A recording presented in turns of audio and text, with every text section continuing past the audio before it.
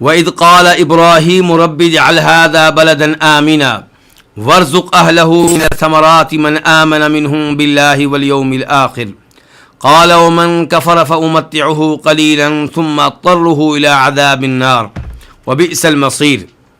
اور اس وقت کو یاد کرو جب ابراہیم نے کہا اے میرے رب بنا دے ہذا اس کو، یعنی کہ اس شہر کو، بلدن آمینہ امن والا شہر، ورزق اہلہ اور اس کے رہنے والوں کو دے، اس کے رہنے والوں کو رزق دے، من الثمرات پھلوں میں سے، من آمن منہم باللہ والیوم الآخر اس کو رزق دے جو ان میں سے اللہ پہ ایمان لے آئے اور آخرت پہ ایمان لے آئے۔ قال اللہ تعالیٰ نے کہا ومن کفر اور جو کفر کرے گا میں اس کو بھی رزق دوں گا، فأمتعہ قلیلا تو میں اس کو تھوڑا سا فائدہ دوں گا، ثم اضطرہ پھر میں اس کو مجبور کر دوں گا، الی عذاب النار جہنم کے عذاب کی طرف، وبئس المصیر اور بری ہے لوٹنے کی جگہ وہ۔ وَإِذْ قَالَ إِبْرَاهِيمُ رَبِّ تو ابراہیم علیہ السلام یہاں پہ اللہ تعالیٰ سے مخاطب ہیں، اللہ تعالیٰ سے دعا کر رہے ہیں، کیا کہتے ہیں؟ ربی اے میرے رب، یعنی کہ رب کس کو کہتے ہیں؟ خالق کو، مالک کو، رازق کو، اور جو ہمارے امور کی تدبیر کرنے والا ہو۔ تو ابراہیم علیہ السلام کہتے ہیں اے میرے رب اجعل تو بنا دے، یہ فعل امر ہے، دعا کے لیے استعمال ہو رہا ہے۔ ابراہیم علیہ السلام دعا کر ان الفاظ کے ساتھ کہ تو بنا دے ہذا اس کو، کس کو؟ مکہ کو، بلدن آمینہ امن والا شہر بنا دے۔ تو آمینہ یہ صفت ہو جائے گی کس کی؟ بلد کی۔ ورزق اہلہ ورزق یہ بھی فعل امر ہے اور دعا کے لیے استعمال ہو رہا ہے، اے اللہ تو دے اہلہ اس شہر کے رہنے والوں کو، کیا دے؟ من الثمرات پھل، من آمن منہم باللہ والیوم الآخر من جو ہے یہ بدل ہے کس سے؟ اہلہ سے۔ ابراہیم علیہ السلام نے پہلے کہا کہ اے اللہ اس شہر کے باشندوں کو، اس شہر کے باسیوں کو پھل دے، پھر ابراہیم علیہ السلام نے کہا ہر ایک کو نہیں، اس شہر کا وہ باشندہ جو اے اللہ تیرے اوپر اور آخرت پہ ایمان لے آئے۔ تو یہ کیا ہے؟ من آمن منہم باللہ والیوم الآخر یہ کیا ہے؟ بدل ہے۔ قال تو ابراہیم اللہ تعالی نے کیا کہا؟ ومن کفر اور جو کفر کرے گا یعنی کہ میں اس کو بھی رزق دوں گا، فأمتعہ میں اس کو فائدہ دوں گا، قلیلاً تھوڑا سا، تھوڑا سا فائدہ اس سے کیا مراد ہے؟ یعنی کہ تھوڑے وقت کے لیے اس کو فائدہ دوں گا، جب تک دنیا میں ہے اس کو رزق ملتا رہے گا اور دنیا کی زندگی تھوڑی سی ہے۔ اور دوسرا اس کا مطلب یہ ہو سکتا ہے کہ میں اس کو تھوڑا سا فائدہ دوں گا، یعنی کہ میں اس کو جتنا بھی مال دوں، میں اس کو جتنا بھی رزق دوں، آخرت کے مقابلے میں وہ کیا ہے؟ تھوڑا سا ہے۔ ثم اضطرہ پھر میں اس کو مجبور کر دوں گا، اضطر یہ فعل مضارع ہے، متکلم کے لیے ہے، میں مجبور کر دوں گا اس کو، الی عذاب النار جہنم کے عذاب کی طرف، وبئس اور بری ہے، المصیر لوٹنے کی جگہ، بری ہے لوٹنے کی جگہ کون سی؟ جہنم۔ اللہ رب العزت نے اس آیت میں بیان کیا کہ ابراہیم علیہ السلام نے اللہ سے یہ دعائیں کی۔ ابراہیم علیہ السلام کتنے بڑے انسان ہیں، کتنا بڑا ان کا مقام و مرتبہ ہے، وہ بھی اللہ سے دعائیں کر رہے ہیں۔ پتہ چلا کہ ہر انسان اللہ کا محتاج ہے، ہر انسان دعا کا محتاج ہے، اور دعا عبادت ہے، تو اللہ رب العزت سے مانگتے رہنا چاہیے۔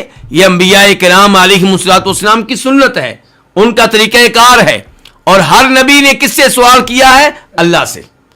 کسی بھی نبی نے کسی اور کو نہیں پکارا۔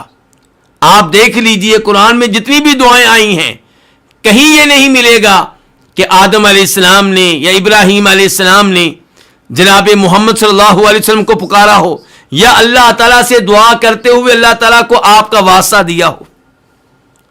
قرآن کے علاوہ من گھڑت روایات لوگوں میں مشہور ہیں جن میں دعویٰ کیا جاتا ہے کہ اللہ تعالیٰ نے آدم علیہ السلام سے دعا کی جناب محمد کے واسطے اور وسیلے سے، لیکن وہ روایات ثابت نہیں ہیں۔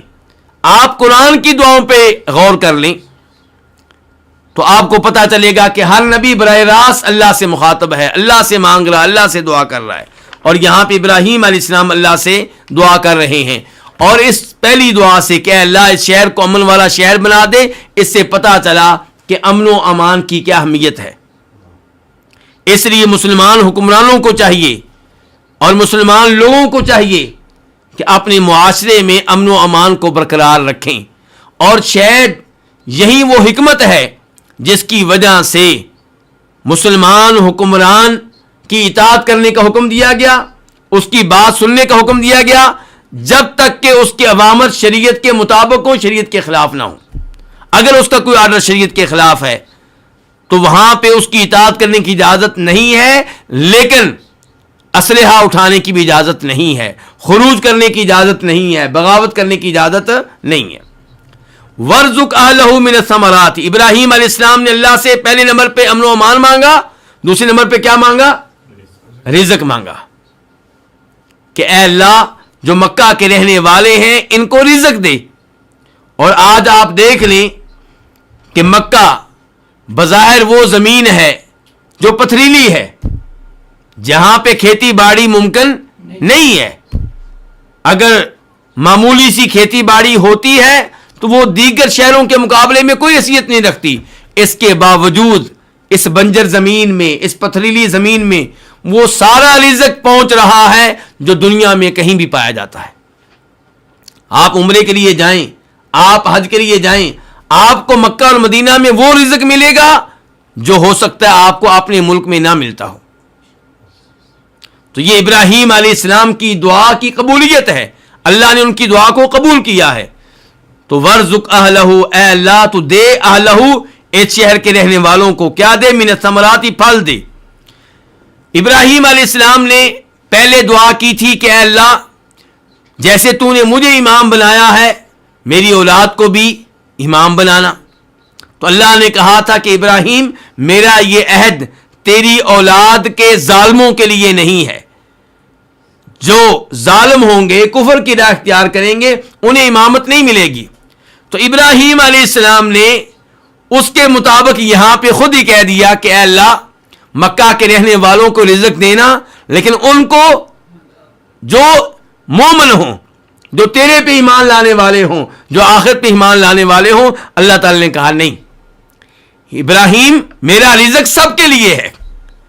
اس سے پتا چلا کہ اگر ہمیں کوئی ایسا انسان نظر آتا ہے جو اللہ کا نافرمان ہے، جو اللہ کے ساتھ کفر کرنے والا ہے، جو قرآن کے ساتھ کفر کرنے والا ہے، جو ہمارے نبی کی توہین کرنے والا ہے، لیکن اس کے پاس بہت زیادہ مال ہے، بہت زیادہ رزق ہے، بہت زیادہ پراپرٹی ہے، بہت زیادہ اس کو ترقی مل رہی ہے، تو اس سے دھوکہ نہیں کھانا چاہیے، کیونکہ اللہ نے دنیا مسلمانوں کے لیے خاص نہیں رکھی، دنیا مسلمانوں کے لیے بھی ہے، کافروں کے لیے بھی ہے، لیکن ہدایت اور ایمان اللہ ان کو دیتا ہے جن پہ اللہ راضی ہوتا ہے، جو اللہ کے پیارے ہوتے ہیں، جو اللہ کے محبوب ہوتے ہیں۔ تو یہاں پہ ابراہیم علیہ السلام نے کیا کہا؟ اے اللہ اس شہر کے رہنے والوں کو پھل دے، لیکن ان کو دے جو ان میں سے ایمان لے آئیں۔ کس پہ ایمان لے آئیں؟ اللہ پہ۔ اللہ پہ ایمان لانے کا مطلب کیا ہوتا ہے؟ اللہ کے وجود پہ ایمان، اللہ کے رب ہونے پہ ایمان، اور اللہ کے معبود برحق ہونے پہ ایمان، اللہ کے ناموں پہ ایمان، اللہ کی صفات پہ ایمان۔ اور اس کے بعد کیا کہا؟ روز آخرت پہ جو ایمان لائیں۔ روز آخرت یعنی کہ یہ آخری دن ہے، اس کے بعد کوئی اور دن نہیں آئے گا۔ قال ومن کفر، اللہ نے کہا اور جو کفر کرے گا یعنی کہ میں اس کو بھی رزق دوں گا، فامتعه قلیلا، اس کو میں فائدہ دوں گا تھوڑا سا، ثم اضطره الى عذاب النار، پھر میں اس کو مجبور کر دوں گا جہنم کے عذاب کی طرف، میں اس کو مجبور کر دوں گا جہنم کے عذاب کی طرف۔ کیا مطلب ہے اس کا؟ مجبور کر دوں گا، کیونکہ کوئی بھی انسان جہنم میں داخل ہونا نہیں چاہے گا، ہر کوئی چاہے گا کہ میں جہنم کی آگ سے بھاگ جاؤں، لیکن اللہ تعالیٰ اسے جہنم کی آگ میں داخل ہونے پہ مجبور کر دیں گے. اسی لیے فرمایا ثم اصرہ الی عذاب النار، پھر میں اس کو مجبور کر دوں گا جہنم کے عذاب کی طرف. وبئس المصیر، اور اللہ تعالیٰ نے خبردار کیا بری ہے لوٹنے کی جگہ یہ کون سی؟ جہنم.